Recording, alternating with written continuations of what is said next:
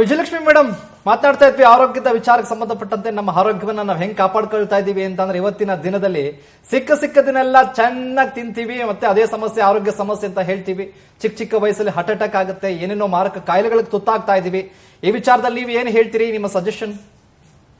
ನಾನು ಜನರ ಮನದಲ್ಲಿರೋ ಕನ್ಫ್ಯೂಷನ್ ಅನ್ನ ಕ್ಲಿಯರ್ ಮಾಡಕ್ಕೆ ಇಷ್ಟಪಡ್ತೀನಿ. ಹಾ ಮೇಡಮ್ ಹೇಳಿ. ಬಜ್ಜಿ ಬೋಂಡ ಆರೋಗ್ಯಕ್ಕೆ ಹಾನಿಕಾರಕ ಅಲ್ಲ, ಅದು ಆರೋಗ್ಯಕ್ಕೆ ಒಳ್ಳೇದು. ಅದರಲ್ಲಿರೋ ಕಡಲೆ ಹಿಟ್ಟು, ಒಳಗಡೆ ತರಕಾರಿ, ಈರುಳ್ಳಿ ಅವೆಲ್ಲವೂ ಕೂಡ ಆರೋಗ್ಯಕ್ಕೆ ಒಳ್ಳೇದು. ಆದರೆ ಅದನ್ನ ನಾವು ಯಾವುದರಲ್ಲಿ ಕರೀತಾ ಇದ್ದೀವಿ ಅದು ಬಹಳ ಮುಖ್ಯ ಆಗತ್ತೆ. ಪಾಮ್ ಆಯಿಲ್ ಅಲ್ಲಿ ಕರೆದ್ರೆ ಆರೋಗ್ಯಕ್ಕೆ ಒಳ್ಳೇದಲ್ಲ.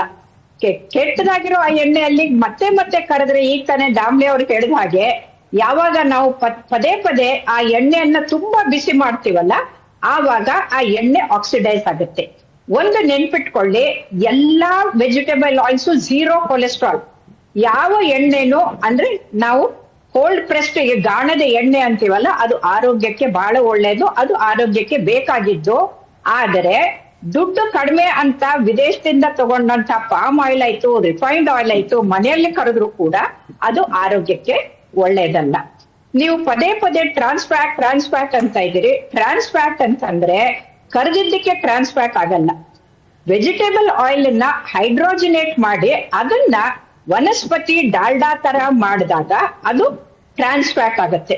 ಈ ಟ್ರಾನ್ಸ್ಫ್ಯಾಟ್ ಅನ್ನ ಬಳಸೋದು ಹೆಚ್ಚಾಗಿ ಈ ಬೇಕರಿ ಐಟಮ್ಗಳಲ್ಲಿ, ಜಂಕ್ ಫುಡ್ಗಳಲ್ಲಿ, ಅದನ್ನ ಕುರುಕುರೆಗಳಲ್ಲಿ ಕ್ರಿಸ್ಪ್ ಮಾಡಕ್ಕೆ ಬಳಸ್ತಾರೆ.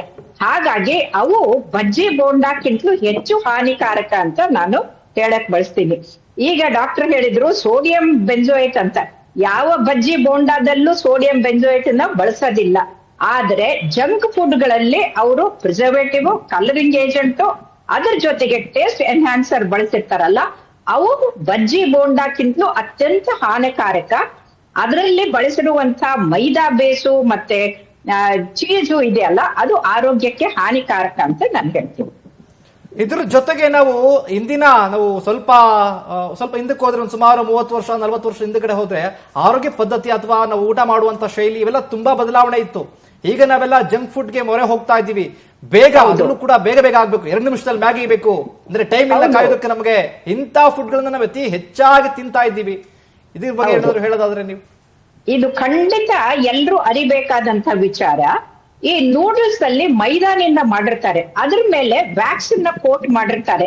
ಅದು ಡೈಜೆಸ್ಟ್ ಆಗೋದಿಲ್ಲ, ಅದು ಆರೋಗ್ಯಕ್ಕೆ ಒಳ್ಳೇದು ಅಲ್ಲ. ಅದ್ರ ಜೊತೆಗೆ ಅದಕ್ಕೆ ಟೇಸ್ಟ್ ಎನ್ಹಾನ್ಸರ್ ಅಂತ ಏನು ಕೊಟ್ಟಿರ್ತಾರಲ್ಲ, ಅದು ಕೂಡ ಕ್ಯಾನ್ಸರೋಜೆನಿಕ್ ಅಂತ ಗೊತ್ತಾಗಿದೆ.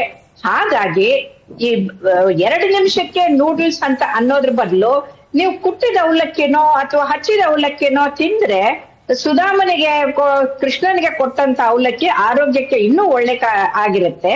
ಹಾಗಾಗಿ ನಾವು ಈಗ ಉಪ್ಪಿಟ್ಟನ್ನು 2 ನಿಮಿಷಕ್ಕೆ ಮಾಡ್ಬೋದು. 1 ನಿಮಿಷದಲ್ಲಿ ಕುದಿಯೋ ನೀರಿಗೆ ರವೆ ಹಾಕ್ಬಿಟ್ರೆ ರೆಡಿಮೇಡು ಆಗೋಗ್ಬಿಡುತ್ತೆ. ಆದ್ರಿಂದ ಈ ದಿಢೀರ್ ಅಂತ ತಗೊಳ್ಳೋದೇನಿದೆ ಅಲ್ಲ, ನಾನೀಗ ನೋಡಿದ್ದೀನಿ ಮಕ್ಕಳು ಶಾಲೆಯಿಂದ ಮನೆಗೆ ಹೋಗಿ ಒಂದ್ ಕಾಲಕ್ಕೆ ಅಮ್ಮ ಹಸುವೆ ತಿಂಡಿ ಅಂತ ಕೇಳ್ತಾ ಇದ್ವು. ಈಗ ನೆಟ್ಟಿಗೆ ಅಂಗಡಿಗೆ ಹೋಗ್ಬಿಟ್ಟು ಅಲ್ಲಿಂದ ಪ್ಯಾಕೆಟ್ಗಳನ್ನ ಬ್ಯಾಗಲ್ಲಿ ತುಂಬಿಸ್ಕೊಂಡು ಹೋಗ್ತಾ ಇದ್ದಾರೆ. ಅದು ಆರೋಗ್ಯಕ್ಕೆ ಒಳ್ಳೇದಲ್ಲ. ಯಾಕಂದ್ರೆ ಅದರಲ್ಲಿ ಸಾಲ್ಟ್ ಜಾಸ್ತಿ ಇರುತ್ತೆ, ಪ್ರಿಸರ್ವೇಟಿವ್, ಕಲರಿಂಗ್ ಏಜೆಂಟು, ಅದರ ಜೊತೆಗೆ ಟೇಸ್ಟ್ ಎನ್ಹಾನ್ಸರ್, ಅದು ಅತ್ಯಂತ ಹಾನಿಕಾರಕವಾದಂಥದ್ದು. ಹಾಗಾಗಿ ಈ ಟ್ರಾನ್ಸ್ಫ್ಯಾಟ್ ಇರುವಂತಹ ಜಂಕ್ ಫುಡ್ ಗಳನ್ನ ಬಿಡ್ಬೇಕೆ ಹೊರತಾಗಿ ಬಜ್ಜಿ ಬೋಂಡ ತಿನ್ನೋದನ್ನ ಬಿಡ್ಬೇಕಾಗಿಲ್ಲ. ಬಜ್ಜಿ ಬೋಂಡ ಪರವಾಗಿಲ್ಲ, ಸೇವನೆ ಮಾಡ್ಬೋದು ಅವಾಗ ಅಂತ ಹೇಳ್ತೀರಿ? ಹೌದೌದು. ಓಕೆ. ಇನ್ನು ಇದು ಡೇಂಜರ್ ಬಜ್ಜಿ ಬೋಂಡ ವಿಶೇಷ ಕಾರ್ಯಕ್ರಮದ ಚಿಕ್ಕ ಬ್ರೇಕ್ ನ ಬಳಿಕ ಮತ್ತಷ್ಟು ಅಪ್ಡೇಟ್ಸ್ ಅನ್ನ ಕೊಡ್ತಾ ಹೋಗ್ತೀನಿ. ಚರ್ಚೆನ ಮಾಡೋಣ.